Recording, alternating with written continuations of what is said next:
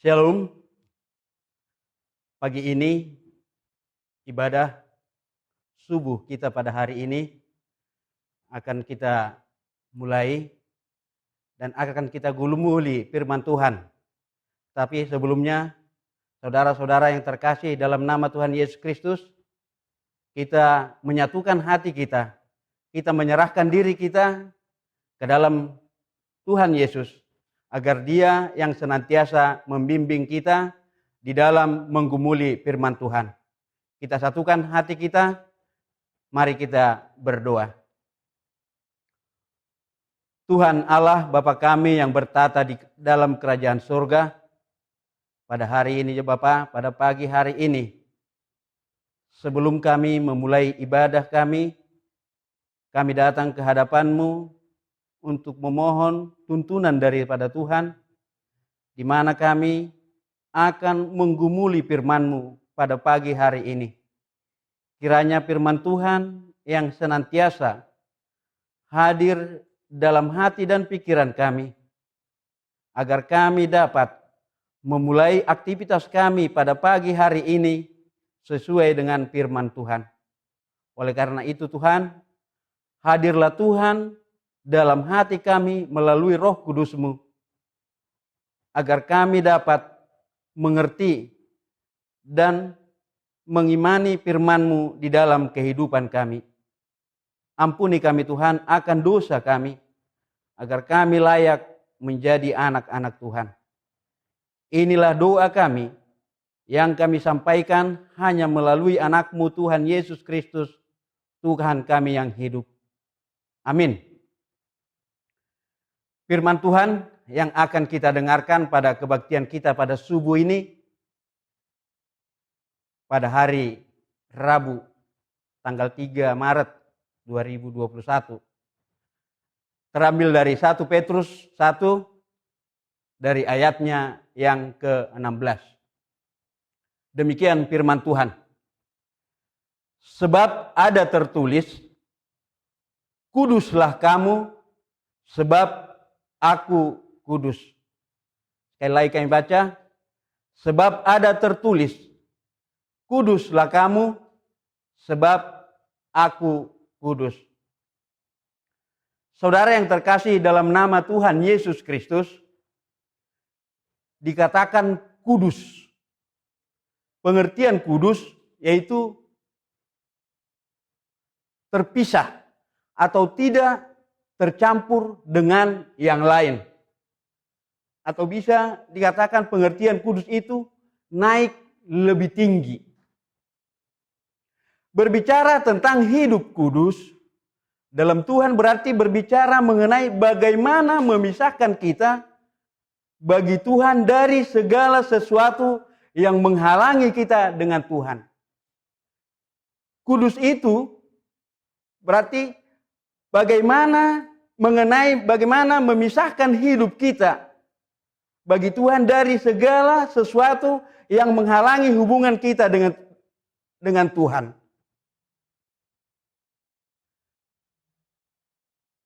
Bagi beberapa orang, mungkin dosalah penghalang hubungannya dengan Tuhan. Karena dengan orang berdosa, berarti dia tidak kudus. Berarti dia tidak bisa mempunyai atau tidak bisa secara otomatis berhubungan dengan Tuhan. Kenapa? Karena Tuhan itu adalah kudus. Emang apa sebenarnya pengertian atau definisi daripada kudus itu? Pengertian atau definisi dari kudus itu, satu, tidak bercacat. Yang kedua, tidak tercemar. Yang ketiga, tidak kotor. Yang keempat, tidak najis. Oleh karena kita ingin hidup kudus dan ingin menyatu dengan Tuhan Yesus sebagai Dia seorang yang kudus, otomatis kita harus kudus. Oleh karena itu, Allah dikatakan Maha Kudus, maksudnya Allah sendirilah yang paling kudus dan suci. Tidak ada yang paling kudus selain Allah. Jadi tidak ada yang kudus di dunia ini, sebaik apapun dia, sepintar apapun dia, sekaya apapun dia, hanya Allah lah yang paling kudus. Oleh karena itu, kita selaku pengikut Allah, selaku pengikut Kristus, harus juga kudus. Karena yang kita puji dan sembah adalah Kristus juga yang kudus. Jadi tanpa kekudusan, tidak seorang pun akan dapat melihat Tuhan. Tanpa kekudusan. Oleh karena itu, kita selaku pengikut Kristus diajak harus hidup kudus. Jadi tanpa kekudusan tidak seorang pun akan dapat melihat Tuhan. Maka dari itu, kerjakanlah kekudusan itu. Kerjakanlah damai sejahtera itu. Itu bisa kita lihat di Ibrani 12 ayat 14. Ibrani 12 ayat 14, demikian firman Tuhan. Berusahalah hidup damai dengan semua orang dan kerjakanlah kekudusan, sebab tanpa kekudusan tidak seorang pun akan melihat Allah. Jadi kalau kita ingin melihat Allah, kita harus kudus. Saudara yang terkasih dalam nama Tuhan Yesus Kristus, seseorang seperti yang dibilang tadi, hidup kudus, berarti dia harus hidupnya tidak bercacat, tidak cemar, tidak kotor, dan tidak najis. Oleh karena itu, saudara-saudara yang terkasih dalam nama kita Tuhan Yesus Kristus, hidup kudus berarti hidup terpisah dari segala bentuk dosa dan mempersembahkan hidup hanya kepada Tuhan, karena tubuh kita adalah bait Allah. Jadi kita datang ke gereja, ke tempat Tuhan yang kudus,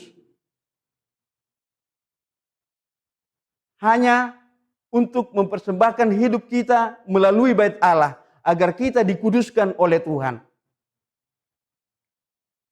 Saudara yang terkasih dalam nama Tuhan Yesus Kristus, bagaimana caranya agar kita hidup kudus? Yang pertama, kita harus mau dipimpin oleh Roh Kudus. Tanpa pimpinan Roh Kudus, kita itu tidak bisa hidup kudus. Bisa kita lihat dari ayat yang ke-13 dari di atas nat kita tadi, yaitu sebab itu siapkanlah akal budimu, waspadalah dan letakkanlah pengharapanmu seluruhnya atas kasih karunia yang dianugerahkan kepadamu pada waktu pernyataan Kristus Yesus. Kita harus mau dipimpin oleh Roh Kudus. Seseorang yang tidak mau dipimpin oleh Roh Kudus berarti hidupnya tidak kudus. Itu udah pasti. Tetapi seseorang yang mau dipimpin oleh Roh Kudus, hidupnya pasti akan kudus. Karena dia telah dikuduskan, karena dosanya telah dihapus oleh Tuhan Yesus yang telah datang ke dunia ini. Yang kedua, bagaimana caranya hidup kudus? Yaitu kita harus hidup tidak bercacat. Artinya kita hidup tidak bercacat itu tidak berdosa, tidak mengerjakan pekerjaan yang tidak diingini oleh Tuhan Yesus. Yang ketiga, meninggalkan perbuatan-perbuatan daging. Pada saat ini, banyak orang mengatakan dia itu kudus. Tetapi dalam hal perlakuannya, perbuatannya setiap hari tidak seperti orang yang kudus. Orang itu bisa dikatakan kudus terlihat dari perbuatannya, yaitu Dia itu selalu, orang kudus itu bisa dikatakan dapat meninggalkan perbuatan-perbuatan daging. Itulah yang dikatakan kudus. Dia dapat meninggalkan perbuatan-perbuatan daging, yaitu dalam Galatia 5 ayat 19 sampai 21. Kalau kita dapat meninggalkan perbuatan-perbuatan daging, pasti kita bisa hidup kudus. Yang berikutnya, bagaimana caranya menjaga kekudusan agar jangan terbawa hawa nafsu? Nah, banyak orang juga karena keinginan-keinginan duniawi, ingin cepat kaya, ingin jabatannya tinggi, ingin mempunyai mobil, yang tadinya dia kudus, yang tadinya dia selaku pengikut Kristus, yang telah ditebus dosanya, tetapi dia mau meninggalkan kekudusan itu demi keinginan-keinginan daging. Oleh karena itu, saudara yang terkasih dalam nama Tuhan Yesus Kristus, kita harus taat kepada Allah karena hidup kita telah diperbaharui oleh Allah. Oleh karena hidup kita telah diperbaharui Allah, kita mari bersekutu dengan Allah. Kita mari dipimpin oleh Allah melalui Roh Kudus agar hidup kita kudus. Jangan gara-gara tawaran yang ada di dunia ini, kita tidak mau dipimpin oleh Roh Kudus. Kita tidak mau dipimpin oleh Allah. Hidup kita tidak mau kudus. Saudara yang terkasih, keinginan yang ada di dunia ini tidak menjadi jaminan untuk kita hidup menjadi damai sejahtera untuk selama-lamanya. Tetapi dengan mengikut Kristus, dengan memberikan hidup kita kudus dan mau dipimpin oleh Roh Kudus, kita bisa menerima apa yang kita inginkan di dunia ini melalui berkat-berkat dari Tuhan. Oleh karena itu, melalui firman Tuhan yang kita dengarkan saat ini, dikatakan karena Allah itu kudus, maka kita sebagai anak-anak Allah hendaknya juga hidup kudus. Jadi saudaraku, jangan kita katakan kita setiap minggu datang ke gereja untuk memuji Tuhan, untuk menerima pengampunan dosa daripada Tuhan, tetapi setelah pulang kita dari gereja, setelah selesai kita ibadah subuh, kita mencemooh teman-teman kita maraha dongata, mencela dongata, itu bukan seorang yang hidup kudus. Oleh karena itu, marilah kita mau dipimpin oleh Roh Kudus agar tetap hidup kita juga kudus. Karena ada tertulis dalam Rom 12 ayat 2, dikatakan, janganlah kamu menjadi serupa dengan dunia ini, tetapi berubahlah karena pembaharuan budimu, sehingga kamu dapat membedakan mana kehendak Allah, apa yang baik, yang berkenan kepada Allah, dan yang sempurna. Janganlah kamu menjadi serupa dengan dunia ini. Mari kita jangan memaui keinginan yang ada di dunia ini. Mari kita memaui kehendak Tuhan Yesus agar kita tetap diperbaharui, agar hidup kita tetap menjadi kudus di hadapannya. Oleh karena itu, Allah itu adalah terang dan kudus, dan di dalam Dia sama sekali tidak ada kegelapan. Apapun pergumulan kita, kalau kita sudah hidup kudus, mari datang kepada Dia, karena kita sudah ditebus oleh dosa-dosa kita, oleh Tuhan Yesus, sampai Dia rela mati di kayu salib untuk menebus kita, untuk menguduskan kita. Mari kita jauhi segala keinginan-keinginan daging. Mari kita jauhi segala keinginan-keinginan dunia ini. Bukan mengatakan apa yang ada di dunia ini tidak bisa kita nikmati? Bisa. Tapi mari kita menikmatinya sesuai dengan kehendak Tuhan. Mari kita saling memberi. Mari kita saling menolong. Karena itu adalah seorang yang dikatakan orang kudus. Hendaknya kita telah dikuduskan satu kali untuk selama-lamanya oleh persembahan tubuh Kristus yang telah dipersembahkan kepada kita. Dia rela mati untuk menebus dosa kita, untuk menguduskan kita. Oleh karena itu yang terakhir kita bisa lihat di Nats Ibrani 10 ayat 10 dikatakan Ibrani 10 ayat 10 dikatakan di situ. Dan karena kehendaknya inilah kita telah dikuduskan satu kali untuk selamanya oleh persembahan tubuh Kristus Yesus. Sekali lagi saya baca, dan karena kehendaknya inilah kita telah dikuduskan satu kali untuk selama-lamanya oleh persembahan tubuh Yesus Kristus. Saudaraku, Kristus Yesus telah mempersembahkan tubuhnya untuk kita, untuk menebus dosa kita, agar kita juga kudus seperti Dia. Jangan kita sia-siakan pengorbanan Tuhan Yesus dalam kehidupan kita. Mari kita juga ikut dikuduskan.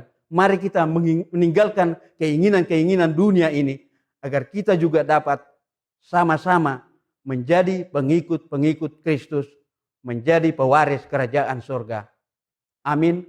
Tuhan Yesus memberkati kita. Kita berdoa. Bapa yang baik, pada pagi hari yang indah ini, Engkau telah menyapa kami melalui firman-Mu. Kiranya Tuhan, kami sebagai anak-anak-Mu hidup kudus di dalam kehidupan kami. Dan kami juga dapat mengaplikasikannya di dalam kehidupan kami. Agar kami dapat memilah mana perbuatan yang kudus, mana perbuatan yang Tuhan kehendaki, dan mana perbuatan yang Tuhan tidak kehendaki. Ajar kami Bapa untuk seturut dengan firman-Mu.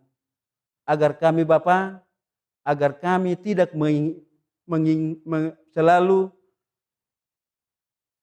mengikuti keinginan dunia ini. Supaya kami dapat hidup kudus di dalam kehidupan kami sehari-hari. Dan kami hidup kudus untuk datang kepadamu Tuhan. Berkati seluruhnya anggota jemaat-Mu Tuhan. Pada pagi hari ini, di dalam memulai aktivitasnya, kiranya Tuhan yang senantiasa memberkati setiap langkah mereka. Dan kiranya Tuhan yang memberkati segala pekerjaan mereka, di mana setiap anggota jemaat-Mu akan memulai pekerjaannya. Berkati kami Tuhan, di mana kami juga akan memulai aktivitas kami sehari-hari. Tuhan Yesuslah yang hadir di dalam kehidupan kami untuk menerangi hati dan pikiran kami, agar kami dapat melakukan pekerjaan kami sesuai dengan kehendak Tuhan. Ampuni kami Tuhan akan dosa dan kesalahan kami, agar kami layak di hadapan-Mu dan layak menerima berkat-berkat dari Tuhan.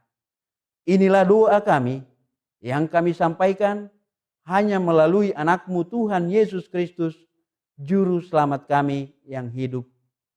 Amin. Salam saudara-saudaraku, selamat beraktivitas dan selamat melaksanakan pekerjaan kita di dalam satu hari ini. Amin.